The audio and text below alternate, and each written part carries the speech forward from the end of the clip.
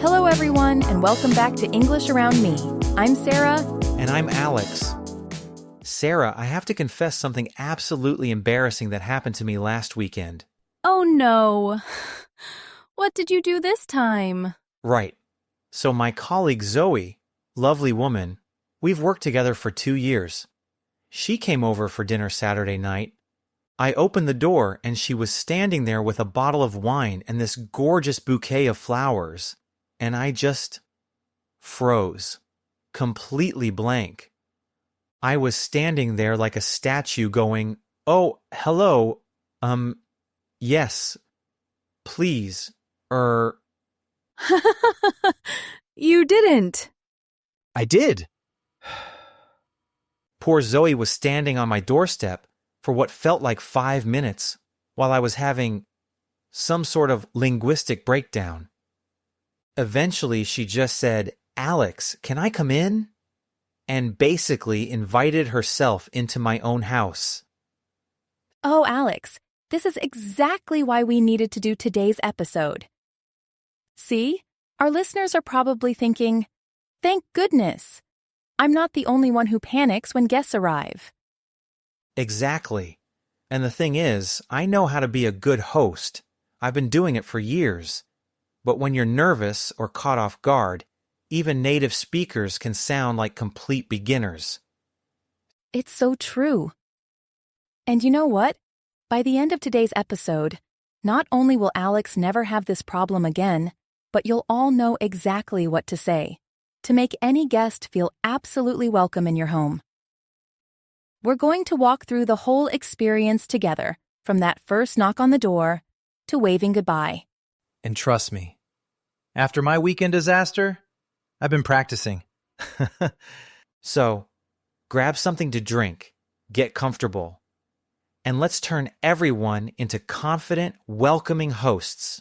Perfect. Now, Alex, take me back to that moment when Zoe was standing at your door.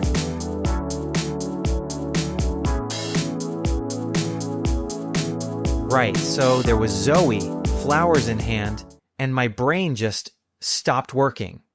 Okay, let's fix this. What should you have said the moment you opened that door?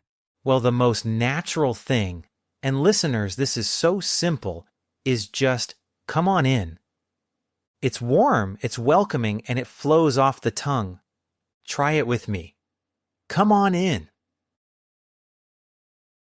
Come on in. I love that one.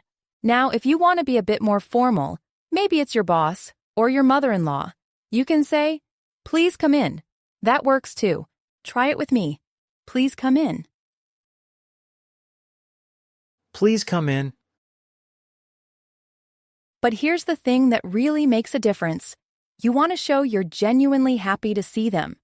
So after, "Come on in," I always add something like, "I'm so glad you could make it." Oh, that's lovely. Let's say it together.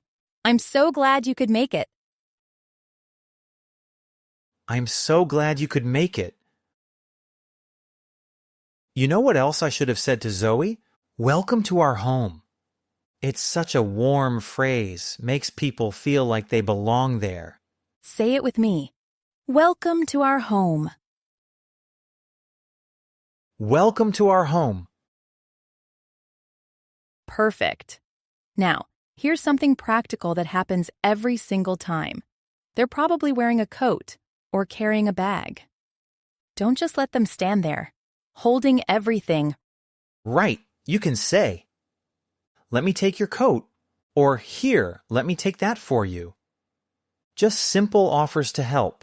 It shows you're thinking about their comfort. Let's practice this one. Let me take that for you. Let me take that for you. And then, this is my absolute favorite hosting phrase, please, make yourself at home. This isn't just about sitting down. You're telling them they can relax. They don't need to be formal or nervous. This is a great phrase. Try saying it. Please, make yourself at home. Please make yourself at home. All right, Sarah. Let's redo my disaster from Saturday. You be Zoe. I'll try to do it right this time. Come on in. Zoe, I'm so glad you could make it. Hi, Alex. I brought some wine. And these flowers for you. Oh, you didn't need to do that. Welcome to our home. Here, let me take your coat. Please, make yourself at home. Excellent. Let's pause here and recap. We've learned 5 key phrases for welcoming guests. Come on in. I'm so glad you could make it. Welcome to our home. Let me take that for you. And make yourself at home. Even if you only use 2 or 3 of these, your guests will feel welcome. And listeners, here's the secret. You don't need to memorize these phrases word for word. The important thing is the feeling behind them. You want your guests to know you're happy they're there. So Alex, Zoe's inside. You've taken her coat. What happens next? Well, first thing, and this is absolutely crucial in English-speaking cultures, you need to get them sitting down with something to drink. It's almost like a sacred rule. I immediately said, "Please have a seat anywhere you'd like." Good. And then? "Can I get you something to drink?" Now, Sarah, I learned something interesting about this phrase. It's different from saying, "Would you like something to drink?" Oh, explain this. This is really important. Right, so, "Can I get you?" means I'm offering to do something for you. "Would you like" is offering something to you. Both are polite, but they feel slightly different. That's such a good point. So you might say, "Can I get you some water?" You're doing the action. Or, "Would you like some tea?" You're offering them a choice. All right, let's practice these together. First one, listen carefully and repeat. Please have a sit. Please have a sit. Next one, can I get you something to drink? Can I get you something to drink? And here's what happened with Zoe. I offered her wine, but she said, "Actually, could I just have some water first? I'm quite thirsty." So always have options ready. Smart thinking. And speaking of options, what about food? Even if it's not dinner time? Oh, yes. Even a small offer of food shows hospitality. You can say, "Are you hungry? I have some snacks." Or, "Would you like something to eat?" You know, even if someone says no, they appreciate being asked. Let's say it together. Would you like something to eat? Would you like something to eat? And here's something practical that hosts often forget. Let them know where the bathroom is. You don't need to wait for them to ask. Just mention, "Oh, and the bathroom is just down the hall, if you need it." Brilliant point. Makes them feel less like a guest and more like, well, like they're at home. Now, let me ask you something, Alex. Zoe had been traveling to get to your place, right? Yes, about an hour drive from her house. Perfect. So you could have said, "You must be tired after that drive," or "How was the traffic?" It shows you're thinking about their journey. Oh, I love that. It's those little details that make people feel cared for, isn't it? Let's practice this whole sequence. I'll be your guest. Perfect. Right, you're sitting down now. Can I get you something to drink? Some wine, perhaps? Or would you prefer water or tea? Some water would be lovely. Thank you. Sure thing. Are you hungry? I've got some cheese and crackers. Maybe just a little something. Thanks. No problem, and just so you know, the bathroom is upstairs, first door on the right. You must be tired after that long drive. Actually, the drive was quite pleasant. And your home is beautiful, Alex. Thank you so much. That means a lot. Great job. You know what I love about this part? It's actually really simple. Once someone's through your door, You just need to get them sitting with something to drink, maybe offer a snack, and point out the bathroom. Those basics cover everything they need to feel comfortable.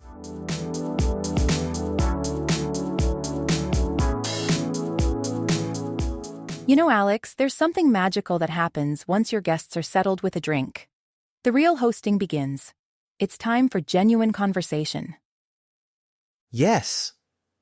This is when you stop being a waiter and start being a friend. With Zoe, once she had her water, I asked her, "How have you been?" I feel like we only ever talk about work projects. That's such a good conversation starter. How have you been? It's simple, but it opens the door for them to share what's really going on in their life. Another great one is "Tell me about your week." It's more specific than "How are you?" And people usually have something interesting to share.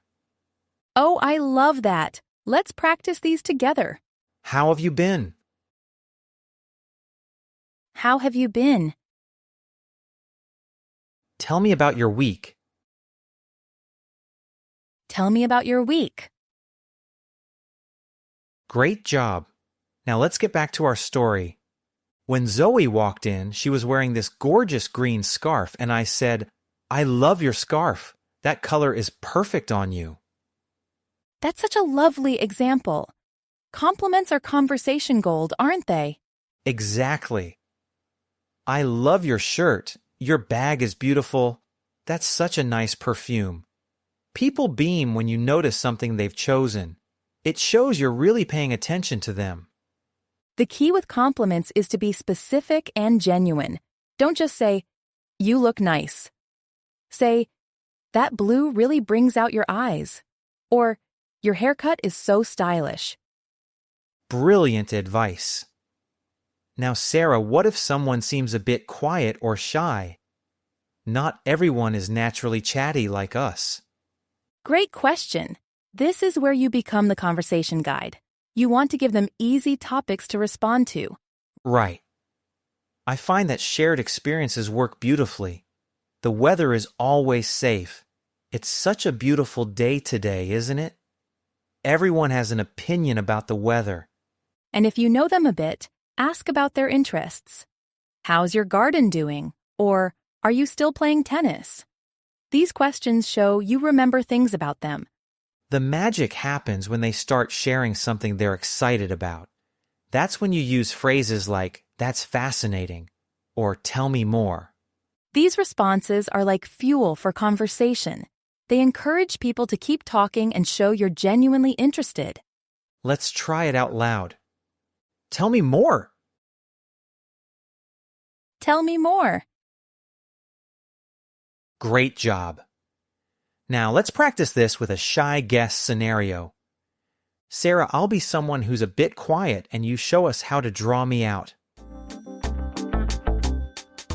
So, how have you been? I love that jacket, by the way. The color is gorgeous. Oh, thank you. I've been well. Just busy with work mostly. What kind of projects are you working on these days? Actually, I'm working on a new marketing campaign. Marketing. That sounds fascinating. Tell me more. Perfect. See how asking follow-up questions keeps the conversation flowing? So, the key to great conversation is really about showing genuine interest in people. Start with something like, "How have you been?" Give them sincere compliments. Ask about what they're passionate about. And then, this is crucial, follow up with, "Tell me more." That's how you turn small talk into real connection.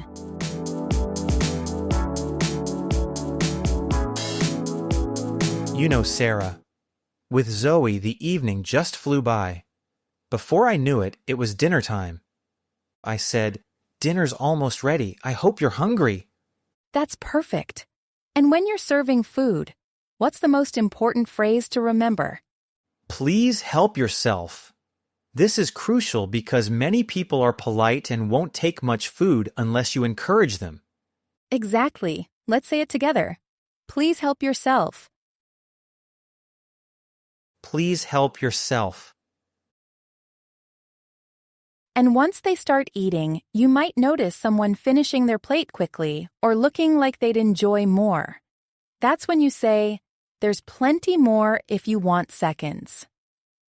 The word seconds means a second serving, and this phrase removes any guilt about eating more. Try saying that in your own voice. "There's plenty more if you want seconds." There's plenty more if you want seconds. During the meal, I kept checking.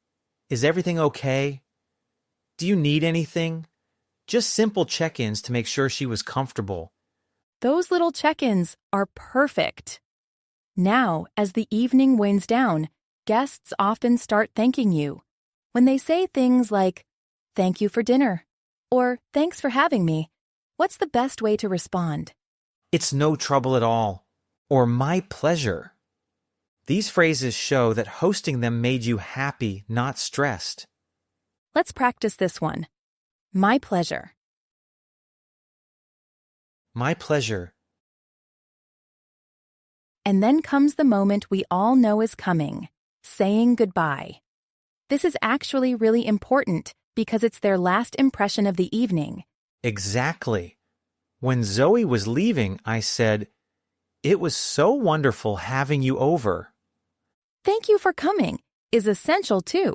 And then, "You're welcome anytime." But only say this if you mean it. Let's practice this one. It was so wonderful having you over. Thank you for coming. It was so wonderful having you over. Thank you for coming. Now here's a lovely touch.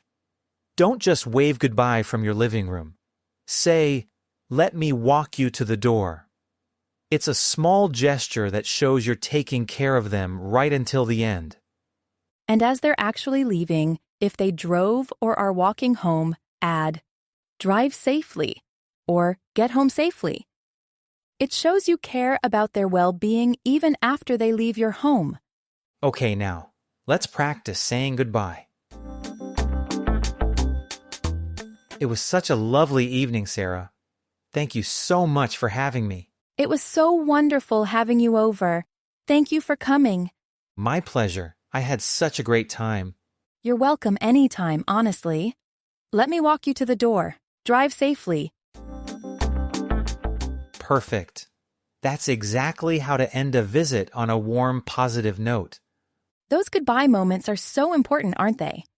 A simple, "Thank you for coming," and "You're welcome anytime" can turn a nice evening into a memory they'll treasure.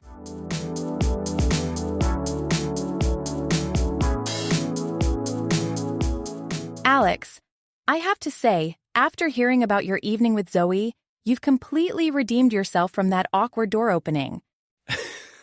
Thank you. You know what I learned? The phrases we've shared today aren't just words.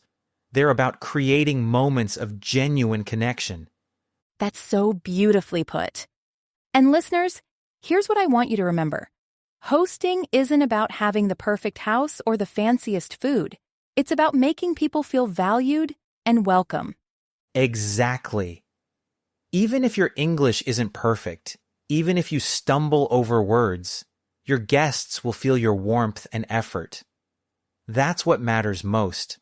And here's your challenge for this week. Invite someone over for coffee or tea. Start small if you're nervous. If you're not ready for hosting yet, practice these phrases with a friend or even by yourself in the mirror. Both count as progress. I love that. Remember, you don't need to plan a 3-course dinner to be a wonderful host. Sometimes the best visits happen over a simple cup of tea. If you enjoyed today's episode, please give us a like and subscribe to English Around Me. It really helps us create more content like this. See you next time.